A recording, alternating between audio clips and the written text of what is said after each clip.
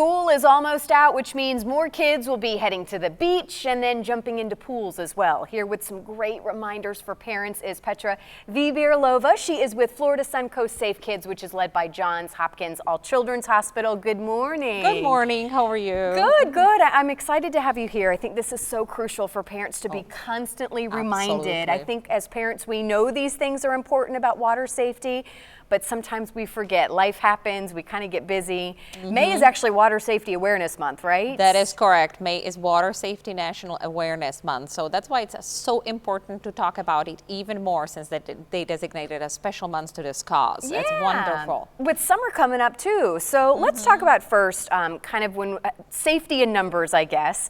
And when kids are out in the pool, children are out in the pool, they should never be alone.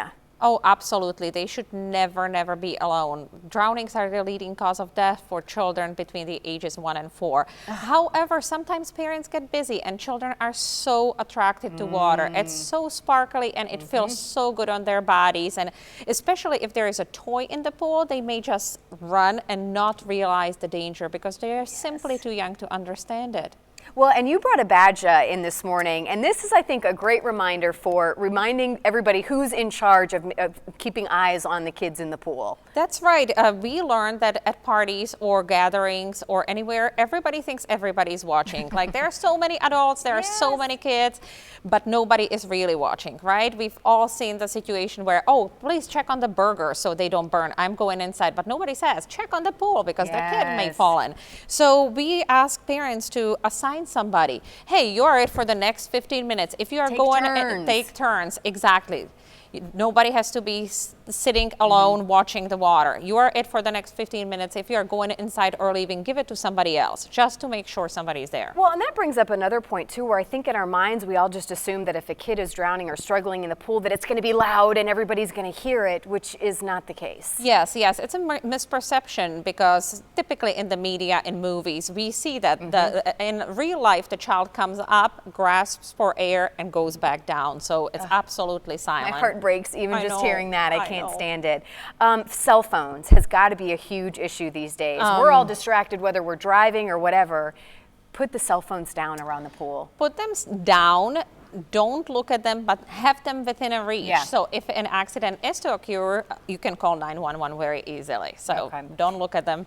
And then you kind of touched on this, remove buckets of water, keep, you know, maybe the toys that are by the pool that make it just a little too enticing for kids to be curious. Right. So first of all, have a fence that is between 4 and 5 feet high and has a self-latching gate. So if you leave the pool area, the gate closes.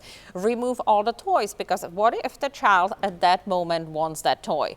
They are willing to climb, they are willing to move furniture just to get that toy because that's what they are focused on, right? So remove the toys. Remove also all distractions that can lead them to the pool. We also suggest, or one of the ideas in the injury prevention world is to put a door alarm on your door. And it doesn't have to be anything big, but and they're not expensive. They are not very expensive, $3 to $5 somewhere. And what it does, if you keep it on, and it makes a chime like this, right? So not that it will save a life, but it alerts the parents that somebody's moving somewhere where they're not supposed to be moving to. And if you can buy yourself a couple extra seconds, that can make all the difference between life and death. Exactly. And I want to point out pet doors. Parents sometimes forget about pet doors, and kids see the dog crawling in, and the dog is their best friend. They may crawl out after the dog and end up in the pool area as well. Well, before we run out of time, I want to talk about some of these things that you brought here. The life vests, the puddle jumpers, I know are so popular. It's very tempting to put these on your kids. And I know that there's a lot of kind of opinions with these. But what I love is you say if you're going to the beach, these may not be the best option for the pool on an everyday basis.